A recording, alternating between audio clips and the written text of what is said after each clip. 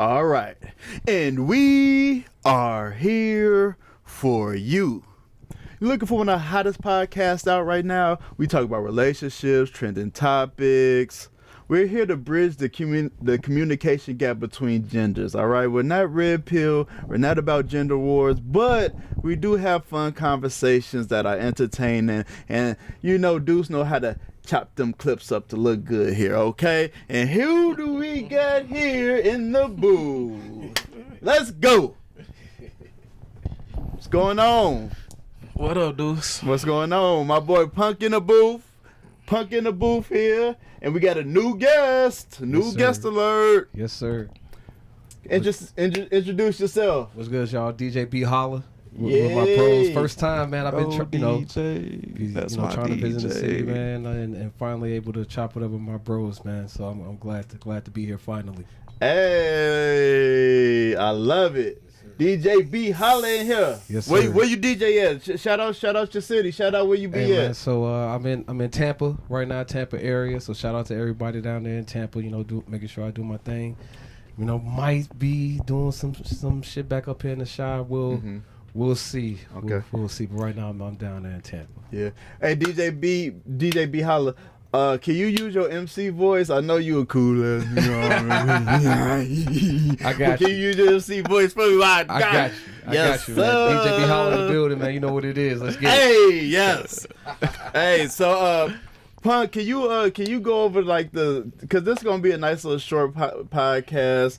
Because we definitely want to get our guy on while he was in town, because this is definitely our boy from the dirt. You know what I'm saying? But can you kind of go over the scenario that you were talking about earlier that kind of sparked us to start filming this session here? So it's a young lady. She's was dealing with somebody about 30 days, I guess, talking, dating, whatever you want to call it. He's bought her like a bag or something, cost a couple $1,000s. He got in the store, card declined a few times. He called her to send him a couple dollars. She told him, "Let me call you back," and blocked him. Blocked him. That is pretty. Ooh, that's pretty. Yeah. That's pretty tough. Yeah. So when Punk initially said it, he told her that you feel like she was bogus, right? Yeah, I mean, if I could spend thousands on you and I'm in a little jam and you can't send me a couple dollars, shit, you really just did me a favor, because that sounds like another bill, and I ain't really looking for another bill. Mm-hmm. So. And then did you have a? Yeah, go ahead.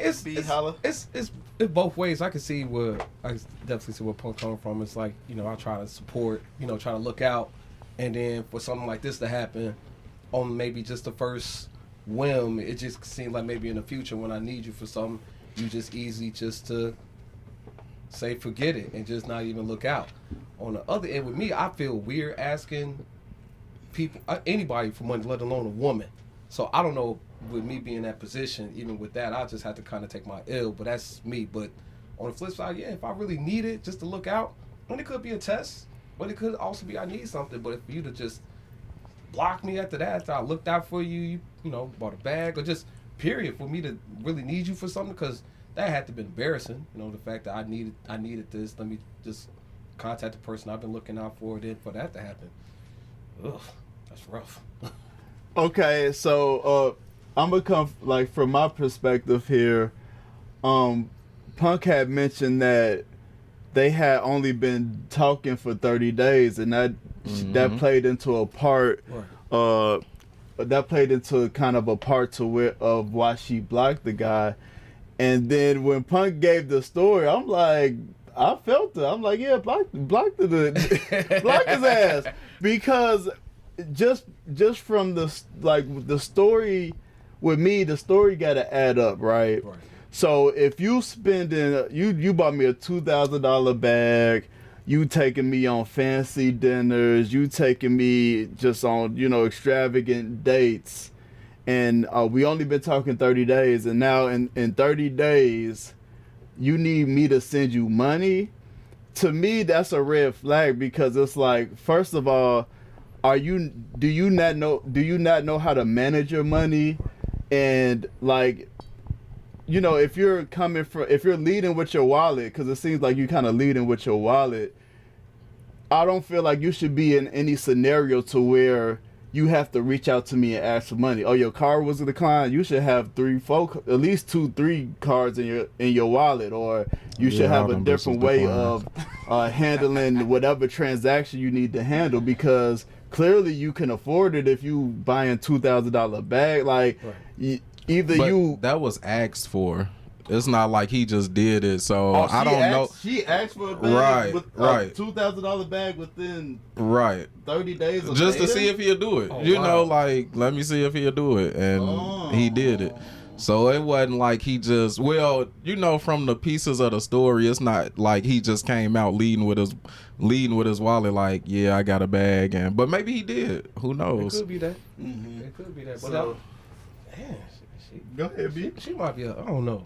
She might be I want to say she a hustler in that. The fact that you ask for $2,000 bags and you getting it, she gotta be smelling herself pretty hard. I can't blame her, but dang. Shout out Tony, shout out Twine. That's crazy. Tap that screen within the 30 days. Yeah, look. Hey man, that's tough, man. My man's. But she wear designer stuff. Right. She spent money on herself. In the chat. You know what I'm saying? Yeah. So she's looking at it like, if you ain't gonna be able to keep me up. Right. So you gotta catch up. If I spend this type of money on myself, then I'm expecting you to catch up. But that's what I was telling my mama taught me reciprocation. So if you could do something for somebody, they should be able to do stuff for you. Not saying they gotta equal the same whatever, but if you can come to me or ask me and I'm like, oh yeah, I got you, but I can't come to you, that's a problem, even if it's in the time of need or not. Because also, because especially within the time frame y'all supposed to be talking, dating, all that type of stuff, y'all went out a few times. For that to happen, if it was soon enough for me to buy you a bag, for you to ask me for a bag, it was soon enough for me to ask you for a couple dollars. Like, that's just how I'm looking at it. Mm-hmm. I mean, and I can agree with that. I definitely could agree with that. If she went out and asked for the bag, I thought he might have been leading with his bag. You know what I'm saying? Said, this is what I do. Well, I don't know if he told her he got money. I don't know. But she said she asked for the bag. Mm-hmm. She just wanted to see if he was gonna do it. She threw it out there. She say she don't mind asking for what she want. And if a nigga buy it, he buy it. If he don't, she gonna buy it herself. But the nigga bought it. You definitely shouldn't. Closed mouth don't get fed, and that's how the world is. And he tried to do the same thing, and it got closed. Got blocked. Tried to do the same thing, and it didn't work out the same way. I would just feel like I probably just, if he wasn't scamming on bullshit and really was trying to pursue her, I would feel like shit. He just caught a blessing. Cause you clearly not looking to do for me the same way I do for you. So how we really gonna build? Cause what it come off as is, I gotta do for you, but all your money go to whatever you want it to go to, and you can't build like that. So let me jump in here and kind of segue into a different segment, because it's definitely gonna be kind of a shorter podcast. But I got a topic here. And it's because it came up on my timeline. You got your phone on you, Punk? Mm-hmm. I might need you to pull it up. What is on Facebook? Yeah, it's you follow her, Kiana, Coco friend, the rapper. Oh yeah. She posted a young man that's homeless, and when was this? It just popped up on my stuff today.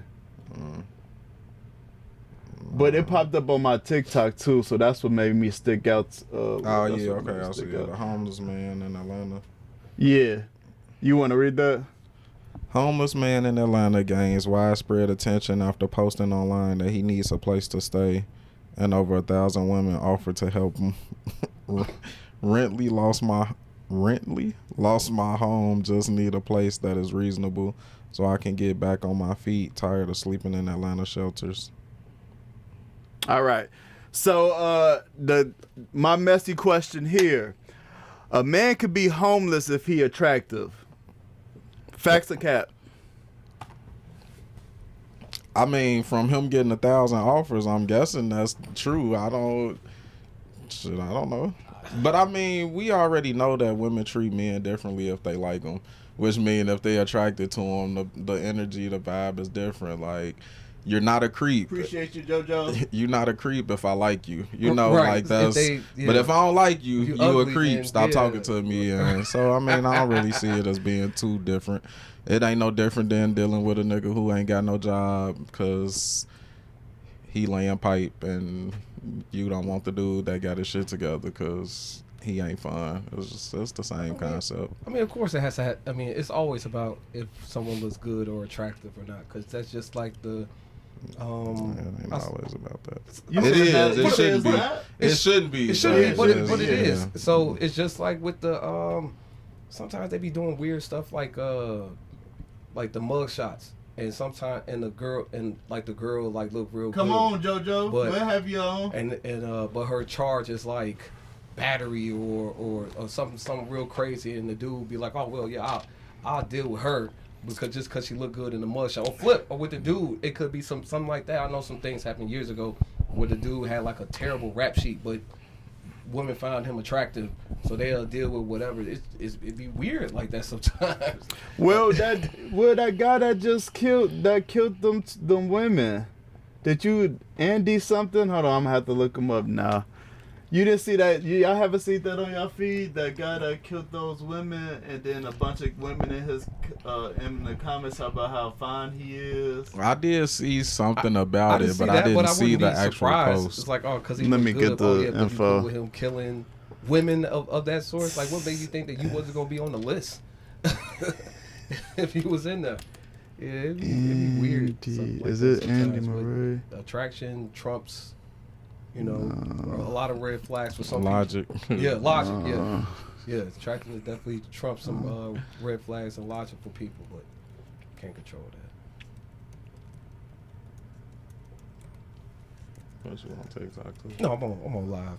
So shout out my people that's actually seeing me on my people. Save it for the booth. Save it for the booth. Hey. Follow the account. Save it for the booth. I gotta get my going live. Oh yeah, but yeah. Let me I see. see TikTok. Man, I keep trying to get that stuff so I can go live with. So yeah, I think if anybody is attractive enough, they will not be homeless for long. I think looks get you. I think looks get you very far in this world, and It can. I think whether you're a man, whether you're a woman, if you're attractive, you're gonna find somebody that will give you opportunities, give you a home, find you a job. And like Punk said, it might not be right, but that's kind of how the world is. And yeah, I don't think it is right, honestly. But It's unfortunate, but yeah, it's like some people attractiveness, they'll just exclude whatever logic and red flags that's out there, but just because he or she look good, they'll accept them in, and then you don't know what you're dealing with. They could be mess around, and 2 days later they bipolar, they flip out, do some type of stuff, but you didn't go through the process of actually knowing them. You just saw what they was, and then some people be straight jumping into it. JoJo said, bro off 2 women, and women were salivating over dude because he was attractive to them. And yeah, the comments was ridiculous. Let's kind of I'm not even shocked at it. You said what? At all. I'm not shocked at it. At all. They'll throw stuff to the wind. People be crazy. They be marrying people that's in jail. Or seeing somebody that's out in jail, they'll get at them with that. So, off of just a whim, didn't know what they did and none of that type of stuff, and try to marry people in jail. So people be wild out here.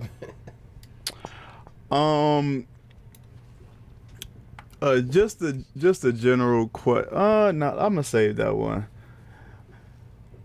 No, I'm gonna save that one.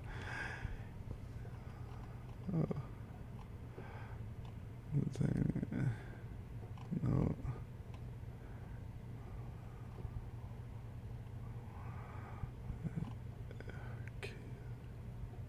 And we'll be right back after this commercial break. Hey, I can edit, goddamn.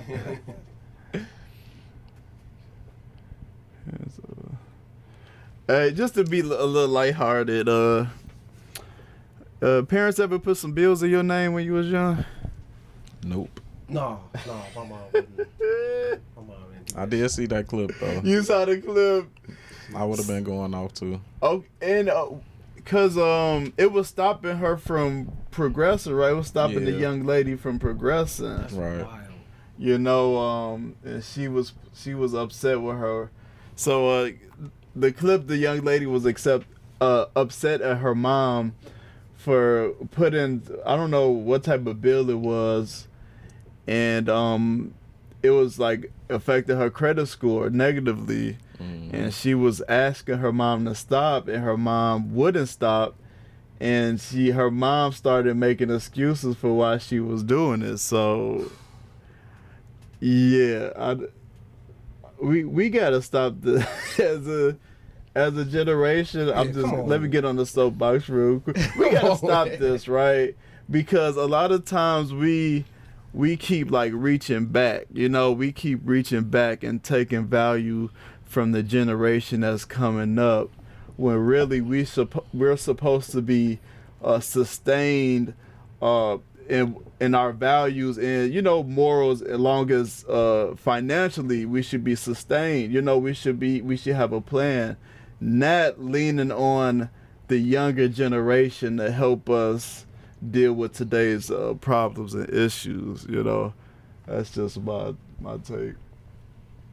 Yeah, we're supposed to be progressing. We're supposed to Right. be looking out for the younger people. We're not supposed to hold them back, and then because of the other people that might have held us back. So no, you're right on that, because that's wild. I used to work for Comcast, so I had to deal with the house. I saw the household where there was like 20 different accounts under the same household, same address, and it could have been a different name that was changed, you know, maybe the last name. And I'm sure I set up accounts, unfortunately, under some kids' names because they wanted that cable and internet, and there was no way of proving they wasn't like we who can't they get an was. automatic ID from it. We're Right. just getting the information. The address come up. Sometimes they was good enough sometimes to block the address to say, okay, whoever had this previous account here, they got to pay this amount of money to be able to get it restored. And sometimes you catch them and they'll hang up, but sometimes they might pay it, but they still set it up under somebody else's name. Right. So unfortunately, yeah. So whoever kids I might have set up under your name, I'm sorry. Fuck. I really am. Fuck. I really am. You be a But I don't know what else to say. Don't say nothing else. Nothing. dude. Right. That's You all don't I know can what- say. You can only assume. You don't I know can for only sure. assume. So You don't know who. So if but- it happened, I apologize. If it didn't, then it didn't. Fuck, give me a tape. I just remember the lady saying, first of all, the daughter was grown, not like 18, 17. Right. She was Right. like in college or some shit like that. So, But they did mention it did happen while she was a kid as well. You know. So that's further getting to my point. Mhm. The mama talking about, your daddy left me, I was a single mama, I had to take care of y'all by myself. What the fuck? I'm grown. I'm an adult. I'm 20 something years old trying to go live on my own, and the mama talking about where you going. Huh? To be The fuck be an away adult? from you. Like, and you sitting here not taking no accountability for what you doing. Like, yeah, my daddy left or whatever happened, but that mean you get to use me to take care of me and my siblings.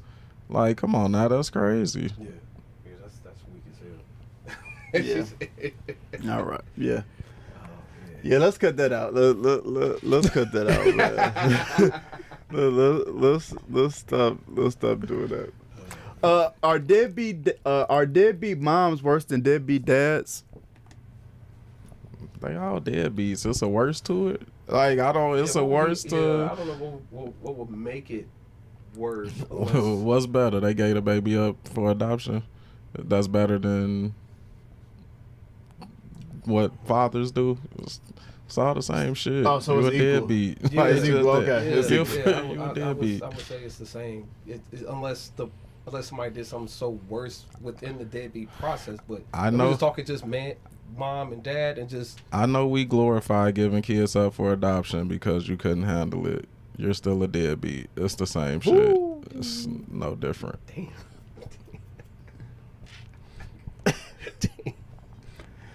Why y'all doing? It's the same thing. We be trying to sugarcoat shit like it make it better. It don't. You gave up on your kid just like them men be doing. So they the worst people in the world. So are you? Let's stop acting like you. Yeah. And that's not in the cases of shit happening, rape and all of that. We ain't talking about. Yeah, we're not talking about that. We ain't talking about those people. We just saying period. We talking about you ones that laid down, made a baby, and didn't want to take care of your responsibility, so you gave it up for adoption. You a deadbeat, just as bad as the daddies. Shit, I don't know what to say. All right, we're going to move on then. What's up? Because this is a fast podcast. This is a speed one. And this is going to be our last topic here, okay? Because somebody has to get to the airport, all right?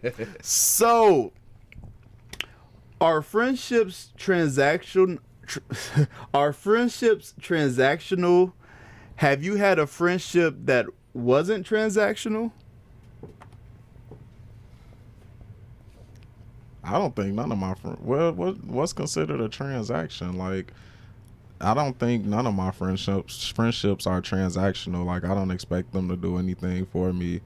I do believe we should. I do expect that we checking in on each other from here and there, and it's not like a one-sided type of thing where it's always the same person reaching out. I think that's what the video was alluded to when I made this question. In that case, it alluded to like somebody pouring into somebody and not receiving that back. In that case, yeah, it's a bit transactional because it's no different than any relationship. If you constantly pouring, you're not getting filled back up. So at some point, you're gonna run out of shit to pour. And if the people you pouring into can't pour back into you, then sometimes you gotta let go. Yeah, it shouldn't. I mean, yeah, friendship shouldn't be transactional. It just be genuine, helping out somebody, maybe in need and looking out for that. But like you say, when it seems after a while, when it's a lot being poured into the person, but they're not looking out or looking back, then that becomes a problem because then you're wasting a lot of energy on that when it could be used for other things that will be beneficial for you, other people that could need that energy, family, kids, job, whatever you're pursuing.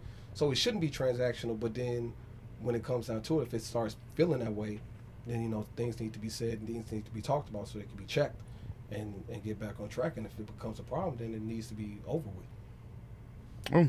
Definitely. I like your straightforward take there. Yeah, I think a lot of things and many things are transactional in this world, and I do think that sometimes we need to be reminded to just like check in on people and return the energy.